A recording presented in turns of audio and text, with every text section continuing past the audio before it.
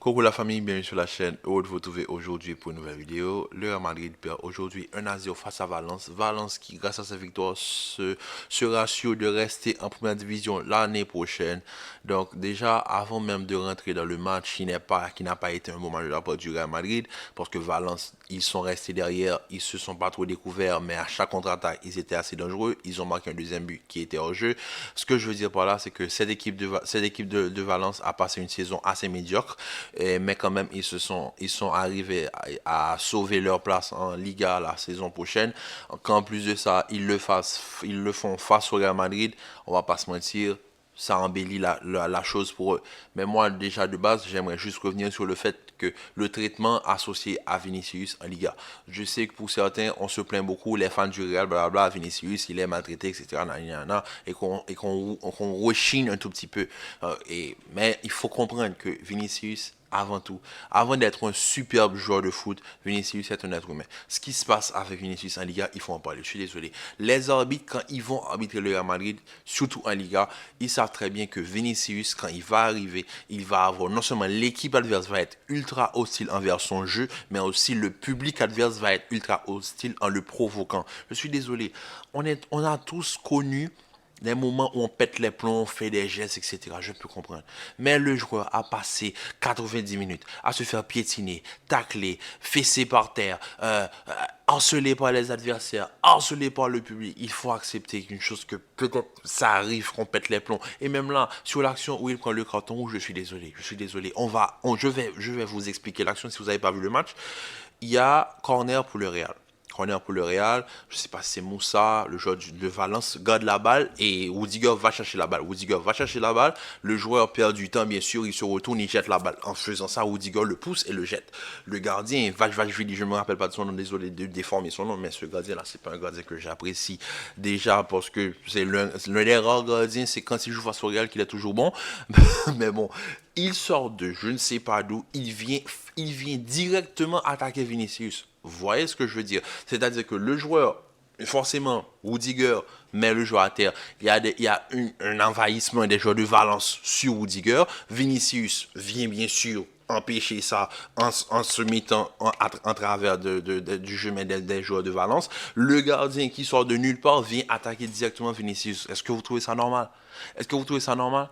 Est-ce que vous trouvez ça normal? Et en plus de ça, les joueurs du Real, vu qu'il y a une mêlée générale et que tout le monde essaie de sortir de la mêlée, les joueurs de Valence, dont Hugo Duro, ils prennent Vinicius à l'écart. C'est-à-dire que c'est les joueurs de Valence qui gardent Vinicius. Vinicius essaie de se dégager. En faisant ça, il fait un geste où il frappe Hugo Duro par hasard. On va pas se mentir, c'est pas volontaire. C'est pas genre, il a regardé, il a bah, non, c'est pas ça.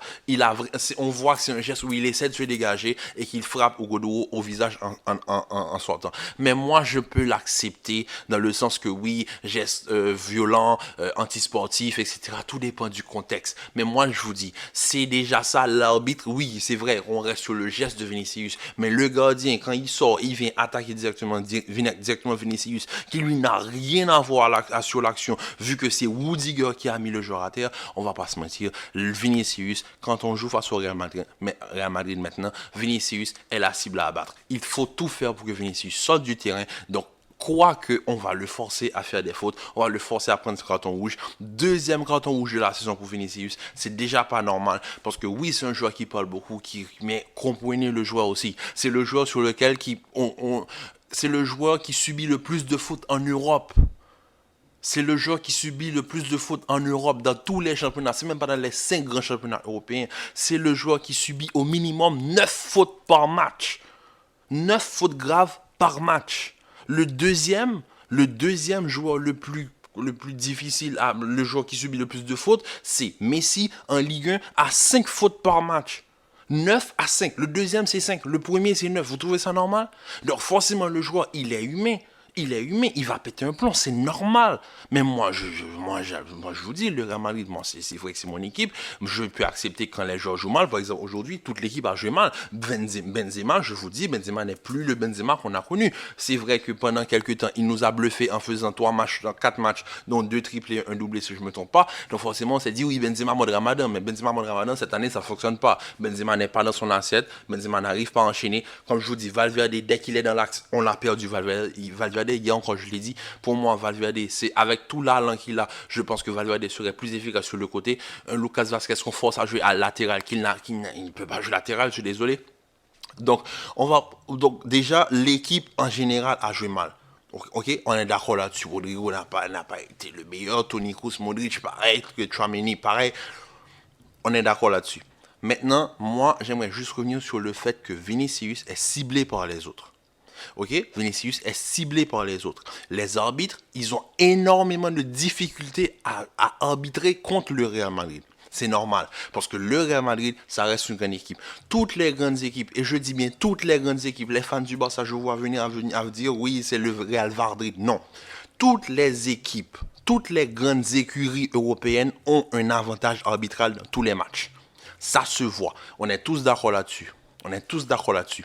Maintenant, il y a une difficulté envers le Real Madrid. C'est-à-dire que maintenant, avec un Vinicius qui a un jeu ultra provocateur, on est d'accord là-dessus, on ne peut pas dire que Vinicius ne provoque pas. Il provoque. Son jeu est provocateur. C'est comme ça qu'il joue. On est d'accord là-dessus.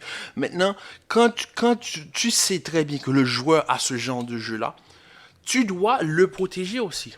Parce que moi, avant même d'aller sur les arbitres, je critique la Liga.